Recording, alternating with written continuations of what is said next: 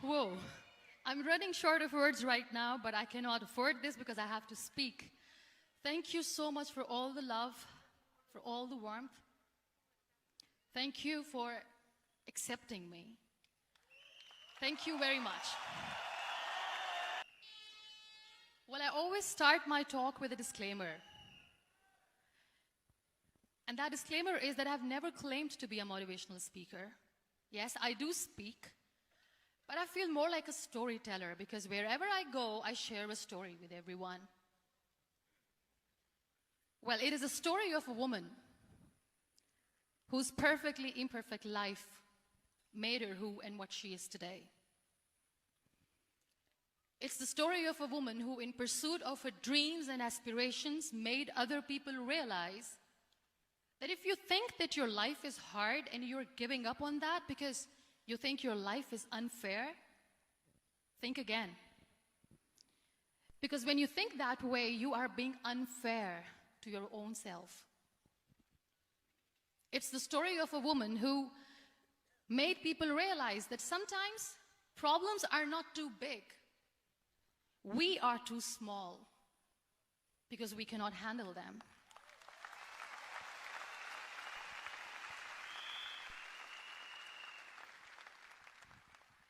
It is the story of a woman who with time realized that real happiness doesn't lie in success, money, fame. It lies within. Real happiness lies in gratitude. So I am here, and I'm going to share the story of that woman. That is my story. The story of gratitude. I love you too. I love you all. I believe in the power of words. Many people speak before they think. But I know the value of words. The words can make you, break you, they can heal your soul, they can damage you forever.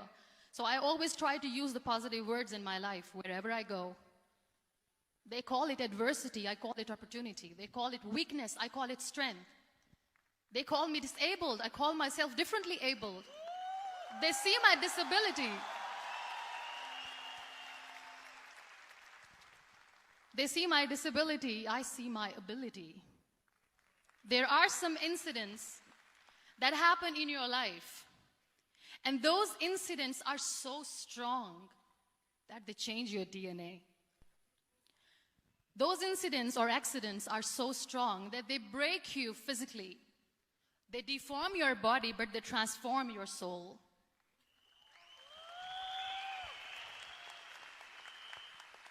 Those incidents break you, deform you, but they mold you into the best version of you.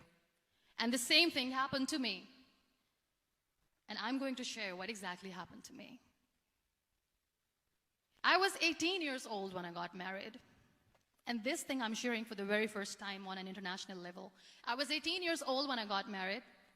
I belonged to a very conservative family, a Baloch family, where good daughters never say no to their parents. My father wanted me to get married. And all I said was, if that makes you happy, I'll say yes. And of course, it was never a happy marriage. Just about after 2 years of getting married, about 9 years ago, I met a car accident. Somehow my husband fell asleep and the car fell in the ditch. He managed to jump out, saved himself. I'm happy for him. But I stayed inside the car and I sustained a lot of injuries. The list is a bit long. Don't get scared. I'm perfectly fine now. Radius ulna of my right arm were fractured. The wrist was fractured. Shoulder bone and collarbone were fractured. My whole rib cage got fractured. And because of the rib cage injury, lungs and liver were badly injured. I couldn't breathe. I lost urinary bowel control. That's why I have to wear the bag wherever I go. But that injury that changed me and my life completely as a person and my perception towards living my life was the spine injury. 3 vertebrae of my backbone were completely crushed, and I got paralyzed for the rest of my life. So this accident took place in a far-flung area in the outskirts of a very small province, Balochistan, where there was no first aid, no hospital, no ambulance. I was in the middle of nowhere in that toppled car. Many people came to rescue. They gave me CPR. They dragged me out of the car. And while they were dragging me out, I got the complete transection of my spinal cord. And now there was this debate going on. Should we keep it here? She's going to die. Where should we go? There is no ambulance. There was this 4-wheeler Jeep standing in the corner of the street. They said, put her in the back of the Jeep and take her to the hospital, which is 3 hours away from this place. And I still remember that bumpy ride. I was all broken. They threw me at the back of the Jeep and they rushed me to the hospital. That is where I realized that my half body was fractured and half was paralyzed. I finally ended up in a hospital where I stayed for 2.5 months. I underwent multiple surgeries. Doctors have put a lot of titanium in my arm. There's a lot of titanium at my back to fix my back. That's why people in Pakistan call me the Iron Lady of Pakistan.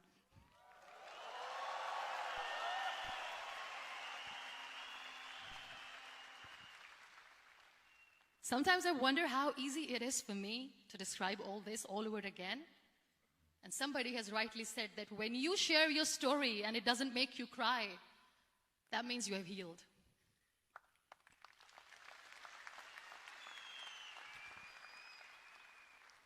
Those 2.5 months in the hospital were dreadful.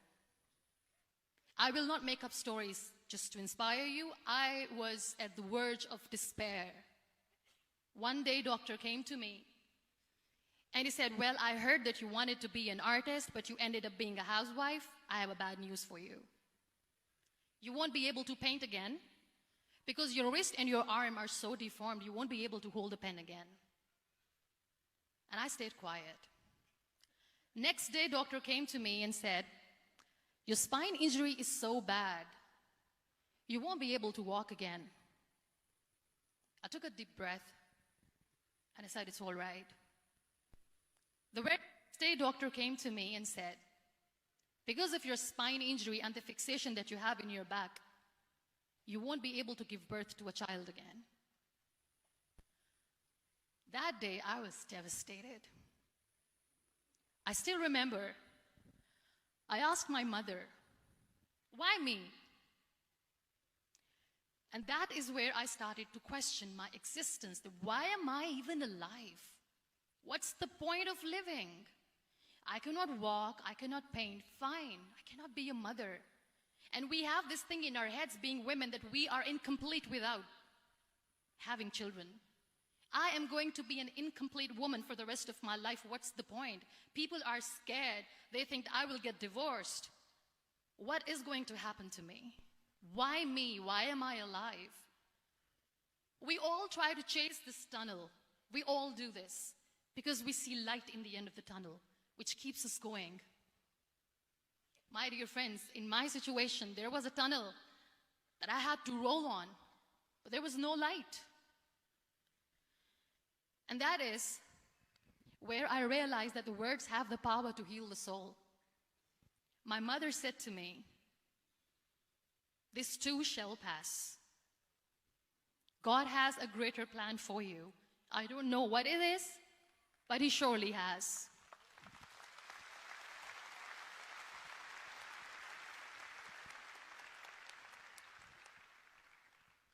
And in all that distress and grief, somehow or the other, those words were so magical that they kept me going. I was trying to put that smile on my face all the time, was hiding. It was so hard to hide the pain, which was there. But all I knew was that if I will give up, my mother and my brothers will give up too. I cannot see them crying with me.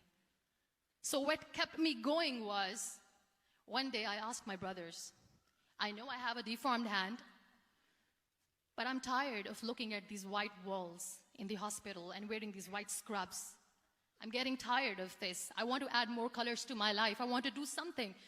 Bring me some colors. Bring me some small canvas. I want to paint. So the very first painting I made was on my deathbed, where I painted for the very first time. It was not just an art piece or just my passion. It was my therapy. What an amazing therapy it was. Without uttering a single word, I could paint my heart out. I could share my story. People used to come and say, "What lovely painting. So much color." Nobody could see the grief in it. Only I could. So that's how I spent 2.5 months in my hospital, crying, never complaining or whining, but painting. And then I was discharged, and I went back home. And I went back home, and I realized that I have developed a lot of pressure ulcers on my back and on my hip bone. I was unable to sit. There were a lot of infections in my body, a lot of allergies. So doctors wanted me to lie down on the bed straight for not 6 months, for not 1 year, for 2 years. I was bedridden, confined in that one room, looking outside the window, listening to the birds chirping, and thinking maybe there will be a time when we'll be going out with the family and enjoying the nature. That was the time where I realized how lucky people are, but they don't realize. That is the time where I realized that the day I'm going to sit, I'm going to share this pain with everyone to make them realize how blessed they are, and they don't even consider them lucky. There are always turning points in your life. There was a rebirth day that I celebrated.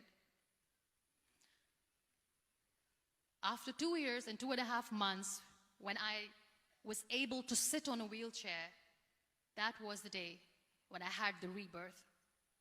I was a completely different person. I still remember the day I sat on the wheelchair for the first time, knowing that I'm never going to leave this, knowing that I won't be able to walk for the rest of my life. I saw myself in the mirror, and I talked to myself. And I still remember what I said. I cannot wait for a miracle to come and make me walk. I cannot sit in the corner of the room crying, cribbing, and begging for mercy because nobody has time. So I have to accept myself the way I am. The sooner, the better. So I applied the lip color for the first time.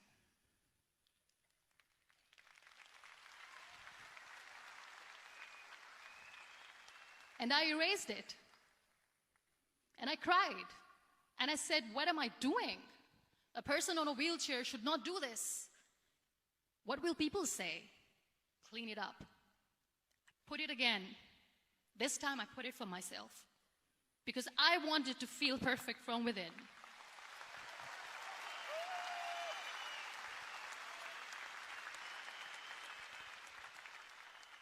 And that day I decided that I'm going to live life for myself. I am not going to be that perfect person for someone. I am just going to take this moment and I will make it perfect for myself. And you know how it all began? That day I decided that I'm going to fight my fears. We all have fears. Fear of unknown, fear of known, fear of losing people, fear of losing health, money. We want to excel in career, we want to become famous, we want to get money. We are scared all the time. So I wrote down one by one all those fears. And I decided that I'm going to overcome these fears one at a time. You know what was my biggest fear? Divorce. I couldn't stand this word. I was trying to cling on to this person who didn't want me anymore, but I said no. I have to make it work. But the day I decided that this is nothing but my fear, I liberated myself by setting him free. And I made myself emotionally so strong that the day I got the news that he's getting married, I sent him a text that I'm so happy for you and I wish you all the best. And he knows that I pray for him today.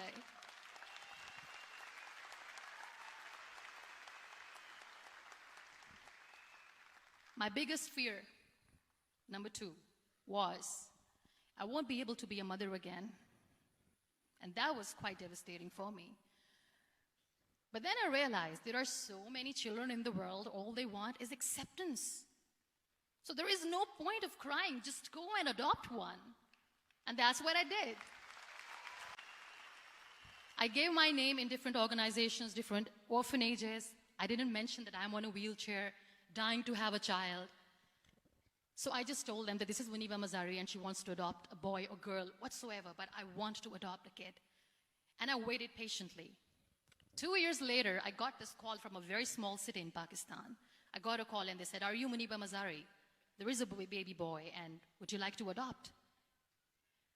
And when I say yes, I could literally feel the labor pain. I said, yes, I am going to adopt him. I am coming to take him home.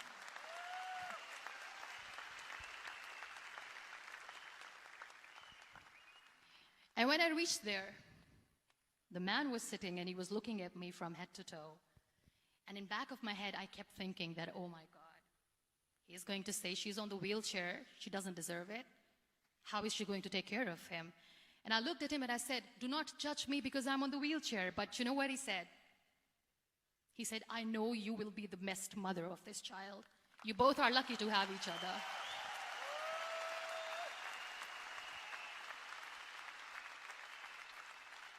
And that day, I was 2 days old, and today he's 6.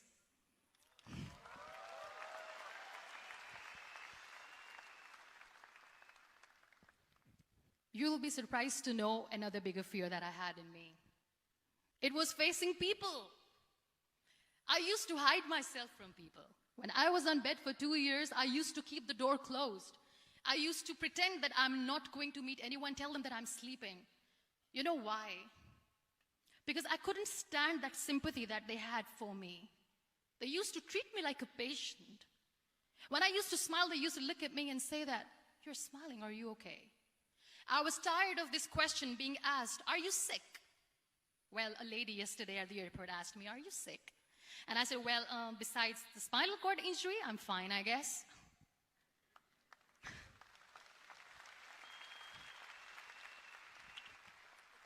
But those are really cute questions. They never used to feel cute when I was on the bed.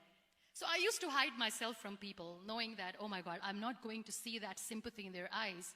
It's all right.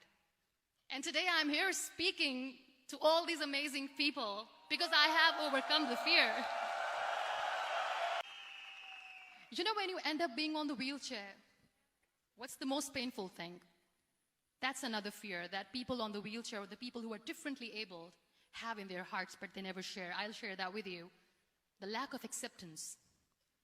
People think that they will not be accepted by the people because we, in the world of perfect people, are imperfects. So I decided that instead of starting an NGO for disability awareness, which I know will not help anyone, I started to appear more in public. I started to paint. I always wanted to. I have done a lot of exhibitions. I'm Pakistan's first wheelchair-bound artist. I have done a lot of modeling campaigns, different campaigns for brands like Tony and Guy.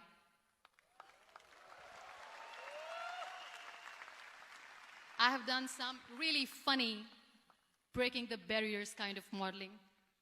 There was this one by the name Clown Town where I became a clown because I know that clowns have hearts too. And then I also decided that if I really want to make the difference, I am not going to let people use me for their polio campaigns where they will make you a victim and an emblem of misery and mercy and will say that, you know what, give polio drops to your children or they'll become like this girl. I decided that I'm going to join the national TV of Pakistan as an anchor person. And I've been doing a lot of shows for the last 3 years.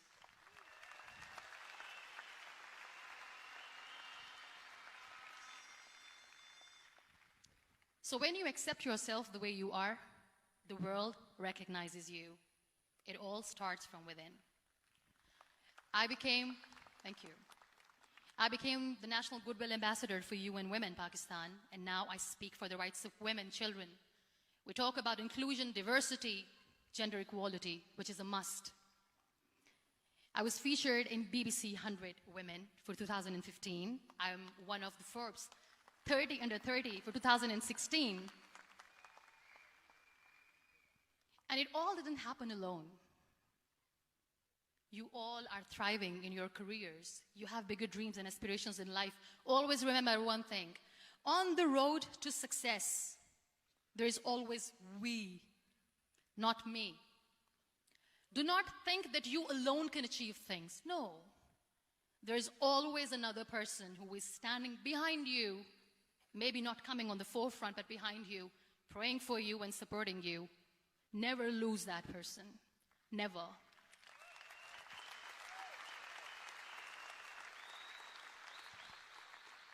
No matter how much I say that I couldn't find a hero, so I became one, I still want to recognize those 3 people in my life who literally changed my life completely, and I get inspiration from them every single day. Waleed Khan.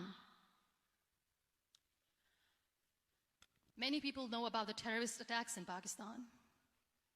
We have lost many people. And I'm sharing this with a very heavy heart because we actually have lost a lot of people in this huge turmoil of terrorism. These people are barbarians. They do not see people. They're even worse than animals. They have killed people in mosques. They have killed people in churches, temples, even in schools. There was this terrorist attack in Army Public School, Peshawar, where these terrorists entered in an examination hall and they killed our children. And in that attack, that day, this beautiful boy, Waleed Khan, who was my hero, my real life hero, was the proctor who was taking care of the students, was keeping an eye on the students. Those barbarians shot him 3 times in the face, 5 times on his body, and he fell down. I was asked to give a talk in the school after a week of that terrorist attack. With a very heavy heart, I went there and I spoke. We sang a few national songs. I thought that maybe I've done my part, but deep inside, it was killing me.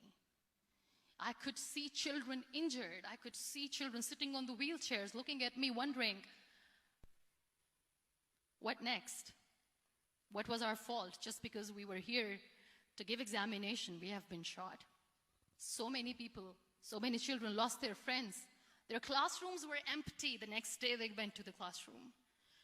So this kid, Waleed Khan, I was asked that he is in a hospital right now, and you have to go and see him and motivate him and tell him that it's going to be okay. And when I saw Waleed Khan coming on the wheelchair for the first time in front of me, face was all deformed. His leg was fractured, his arm was fractured. He couldn't talk, he lost his teeth. He cannot sneeze, he cannot smell. He cannot eat. And I kept thinking, what should I say? That everything is going to be all right? No, nothing is all right. And while I was juggling with the words, what to say, what not to say, this beautiful child, Waleed Khan, came to me and he said, "Are you Muniba Mazari?" I said, "Yes." He said, "Baji, let's take a selfie."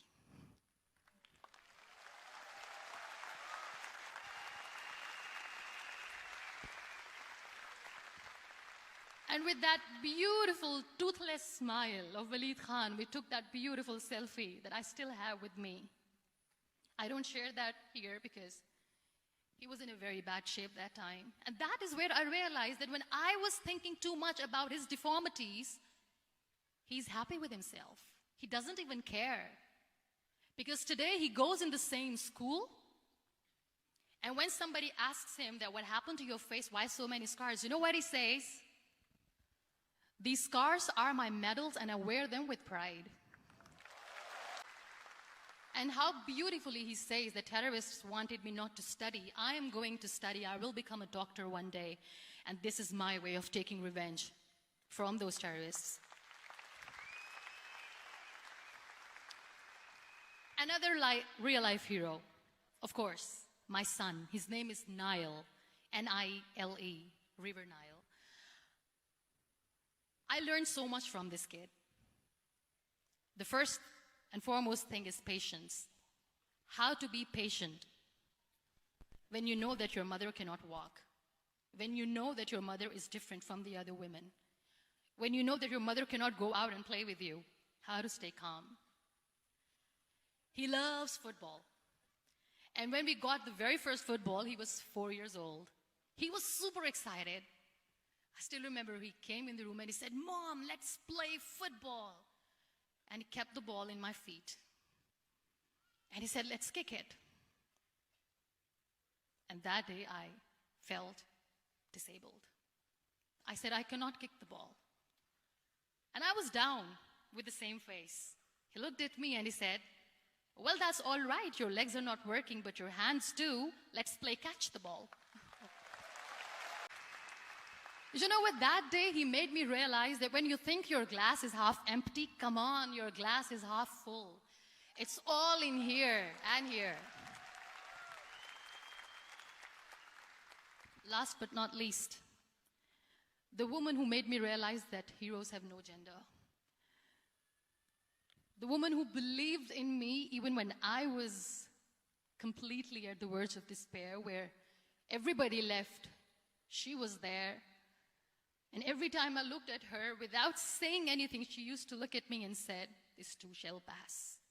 God has a bigger plan. And one day you will say that, 'Oh my God, that is why God has chosen me.'" She never cried in front of me. She has always said that there will be haters, there will be naysayers, there will be disbelievers, and then there will be you proving them wrong. My mother.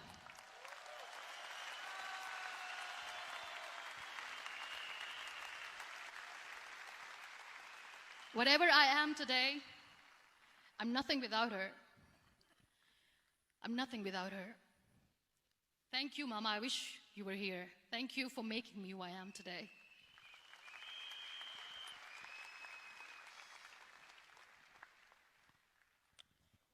You know what? We human beings have a problem. Out of many problems, there is one more, and this is self-created one. We always expect ease from life. We have this amazing fantasy about life. This is how things should work. This is my plan. It should go as per my plan. If that doesn't happen, we give up. So my dear friends, let me tell you one thing. I never wanted to be on the wheelchair. Never thought of being on the wheelchair. I was always aspiring to do bigger things, but had no idea that for that I have to pay the price to be where I am today. It's a very heavy price.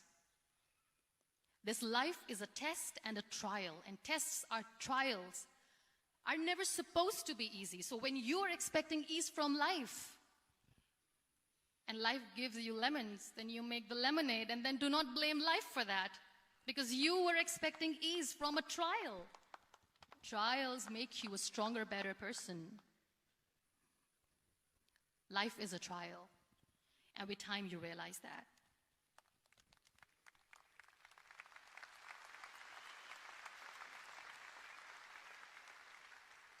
It is okay to be scared. It is okay to cry. Everything is okay, but giving up should not be an option. They always say that failure is not an option. Failure should be an option, because when you fail, you get up, and then you fail, and then you get up, and that keeps you going. That's how humans are strong.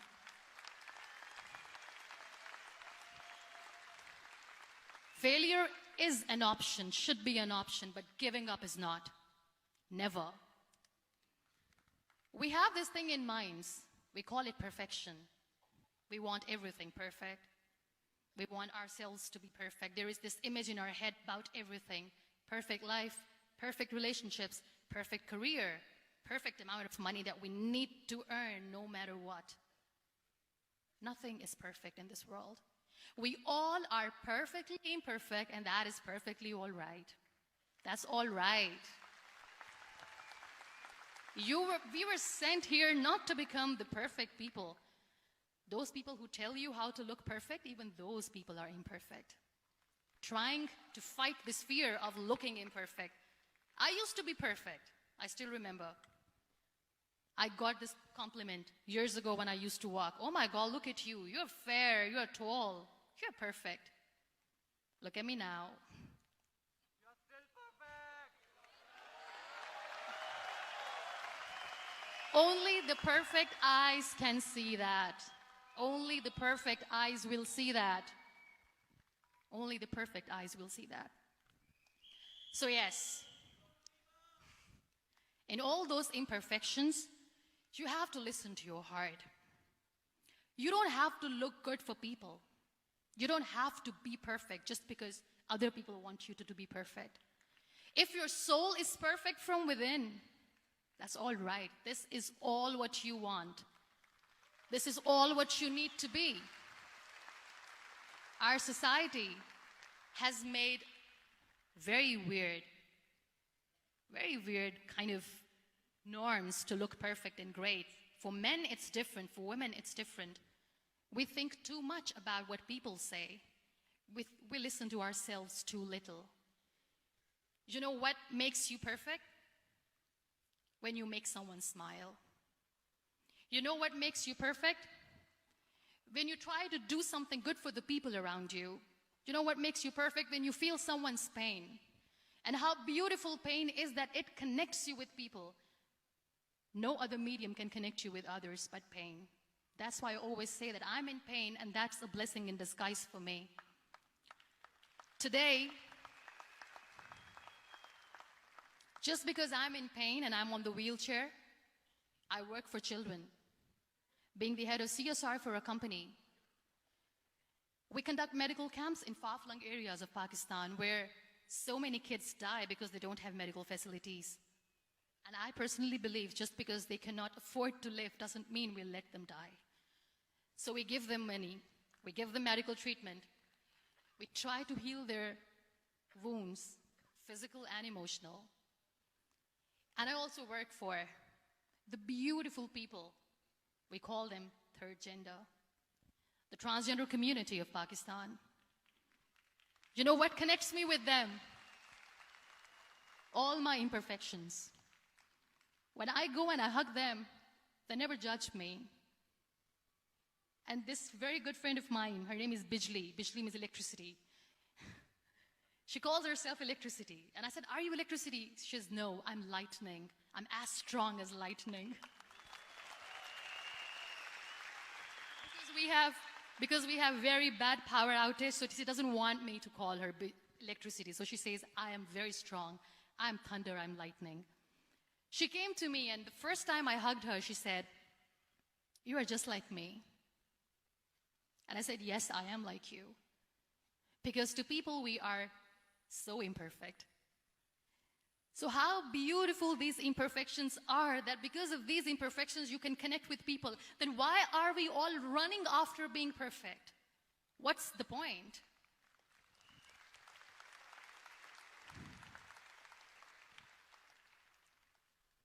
Every time I go in public, I always smile. It's always a big toothy smile on my face, and people ask me, don't you get tired of smiling all the time? What's the secret? I always say one thing, that I have stopped worrying about the things that I have lost, the people that I have lost. Things and people who were meant to be with me are with me. And sometimes, somebody's absence makes you a better person. Cherish their absence. It's always a blessing in disguise. I always say that people are so lucky they don't even realize. You must be thinking, okay, you're lucky in what sense? Well, the breath that you just took was a blessing. Embrace it.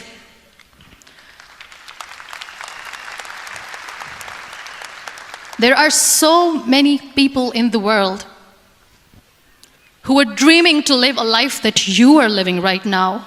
You have no idea. Embrace each and every breath that you are taking. Celebrate your life. Live it. Don't die before your death. We all die.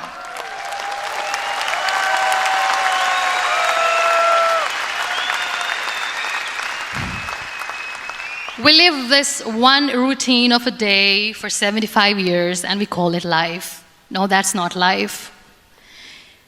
If you're still thinking why you have been sent here, if you're still juggling with the concept of why you are here, you haven't lived yet. You work hard, you make money, you do it for yourself. That's not life. You go out, you seek for people who need your help, you make their lives better. You become that sponge which can absorb all the negativity, and you become that person who can emit beautiful, positive vibes. And when you realize that you have changed someone's life, and because of you, this person didn't give up, that is the day when you live. Always.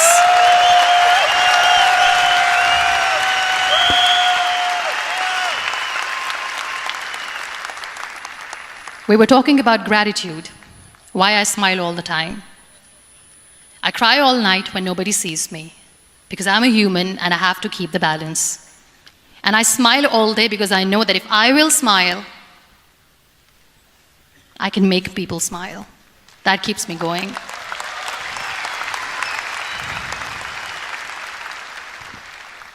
Be grateful for what you have, and you will always, always end up having more.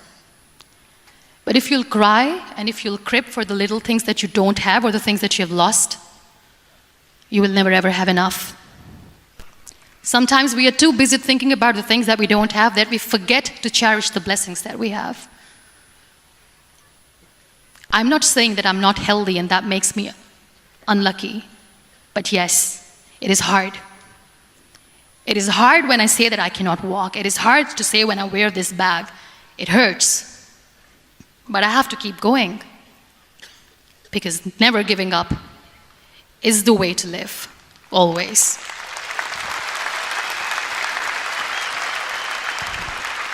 So I'll end my talk on a very short note. Live your life fully. Accept yourself the way you are. Be kind to yourself.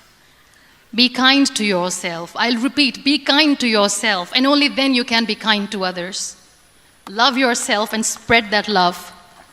Life will be hard. There will be turmoils, there will be trials, but that will only make you stronger. Never give up. The real happiness doesn't lie in money or success or fame. I have this all, I never wanted this.